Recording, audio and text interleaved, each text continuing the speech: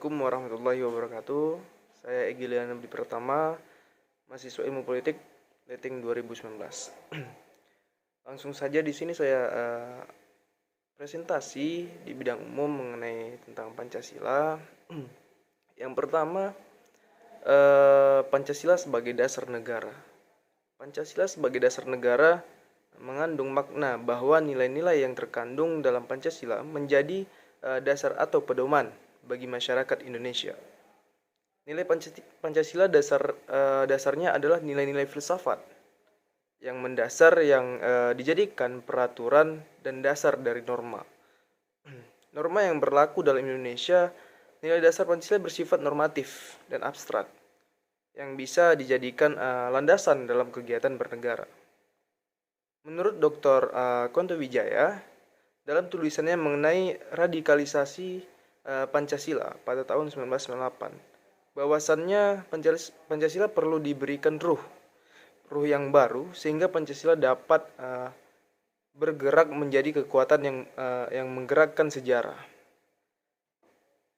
Dari hal ini kita sudah membawa bahwasannya telah banyaknya penyelewengan terhadap makna dan tujuan Pancasila sebagai dasar negara dalam masa Orde Baru maupun Orde Lama.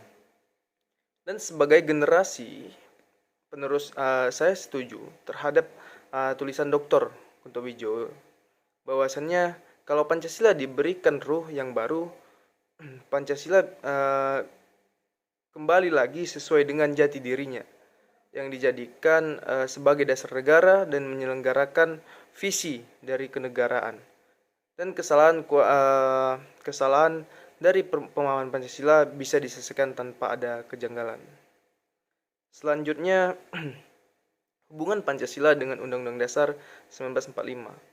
Hubungan Pancasila dan pembukaan Undang-Undang Dasar 1945 secara formal menunjukkan pada yang dicantumkannya Pancasila secara formal dalam pembukaan Undang-Undang 1945.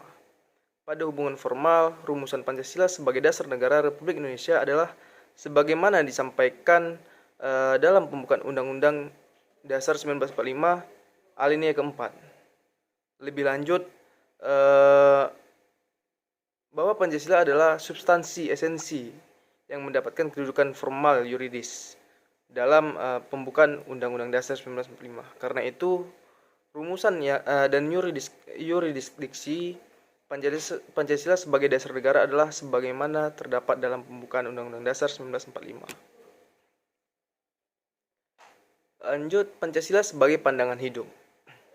Adapun fungsi Pancasila sebagai pandangan hidup dijelaskan secara rinci berdasarkan 5 sila yang dikandungnya, yaitu pertama, ketuhanan yang Maha Esa.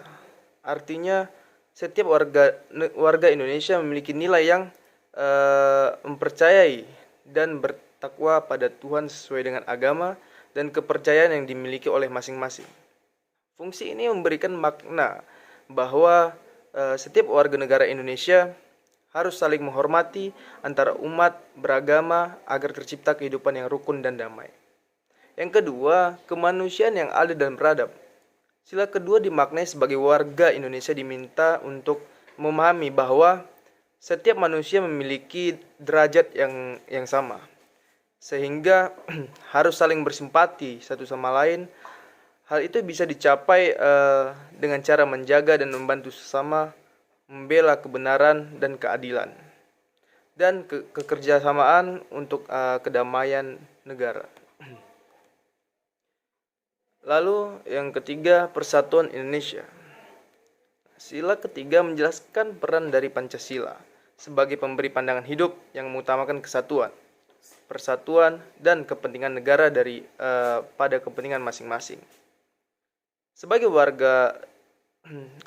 warga dari negara dengan ragam pulau, suku, dan budaya, rakyatnya juga harus memiliki kepribadian yang rela berkorban demi negara Indonesia, mencintai bangsa Indonesia dan tanah air, serta bangsa pada negara.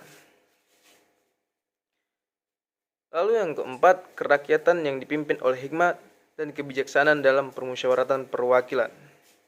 Sila keempat ini memaparkan fungsi Pancasila sebagai pandangan hidup dengan turut mengajak setiap warga negara untuk tidak memaksakan kehendaknya pada orang lain dan mengutamakan kepentingan negara.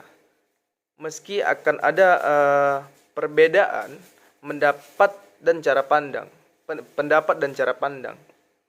Namun sila keempat menegaskan akan kepentingan bermusyawarah atau berdiskusi. Lalu sila yang terakhir, keadilan sosial bagi seluruh rakyat Indonesia. Nah, fungsi Pancasila sebagai pandangan hidup bangsa tercermin dari sila ini, yang memiliki makna tentang mengembangkan perbuatan luhur dengan cara kekeluargaan, gotong royong. Nah, selain itu setiap warga negara juga harus selalu bersikap adil dan memahami antara hak dan kewajiban agar bisa menghormati hak-hak orang lain sesama bangsa Indonesia. Lalu selanjutnya internalisasi nilai-nilai Pancasila bagi mahasiswa.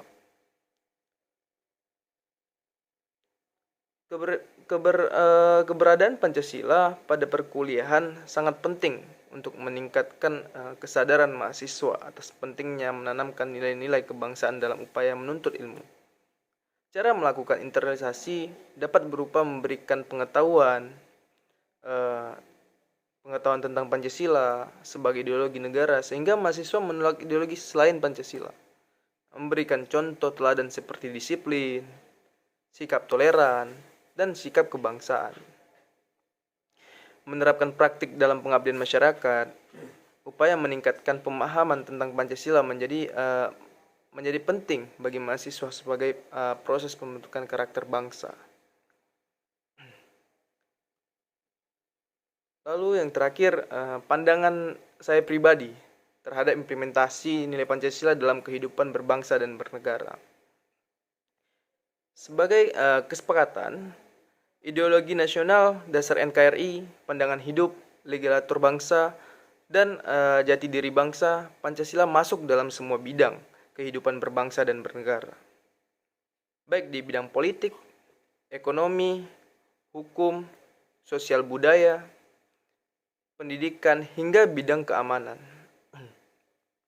Nah, di bidang politik misalnya, implementasi Pancasila ini antara lain berupa pemilihan umum atau pemilu ataupun pilkada. Nah, ini merupakan implementasi konsep, prinsip, dan nilai yang terkandung di dalam Pancasila. Utamanya sila keempat, kerakyatan yang dipimpin oleh hikmat, kebijaksanaan dalam permusyawaratan perwakilan. Nah, pemilu merupakan sarana untuk mewujudkan kedaulatan rakyat dalam pemerintah NKRI. Nah, lewat pemilu dipilih wakil rakyat di legislatif, kepala negara ataupun kepala daerah untuk menuju pemerintahan yang demokratis, kuat, dan memperoleh dukungan rakyat dalam rangka mewujudkan tujuan nasional. Bagi warga negara, implementasi Pancasila di bidang ini bisa diwujudkan dengan ikut dalam pemilu dengan menjadi calon atau menggunakan hak pilih dalam proses demokrasi pemilu, baik untuk memilih wakil DPR, DPRD, tingkat provinsi ataupun kabupaten atau kota, maupun memilih seorang presiden, gubernur, ataupun untuk bupati atau wali kota dalam pilkada serentak. Adanya partai atau partai politik juga merupakan bentuk implementasi Pancasila di bidang politik. Sebagai pilar demokrasi, parpol berperan sebagai sarana artikulasi, komunikasi, dan sosialisasi aspirasi yang berkembang dalam masyarakat dan juga menjadi arena pendidikan politik rakyat dan pembentukan kader bangsa serta sebagai sarana penyelesaian konflik. Namun, seiring berjalannya waktu, banyak yang ikut berkontestasi dalam partai politik ini hanya menguntungkan individunya sendiri, dirinya sendiri, memanfaatkan parpol bukan untuk membangun suatu negara atau membangun suatu daerah, namun menguntungkan dirinya sendiri. Jadi nilai demokratis yang di dalamnya itu ya bisa kita katakan rusak hanya karena oknum-oknum tersebut. Mungkin sekian dari saya akhiri, wabillahi taufik wal hidayah. Assalamualaikum warahmatullahi wabarakatuh.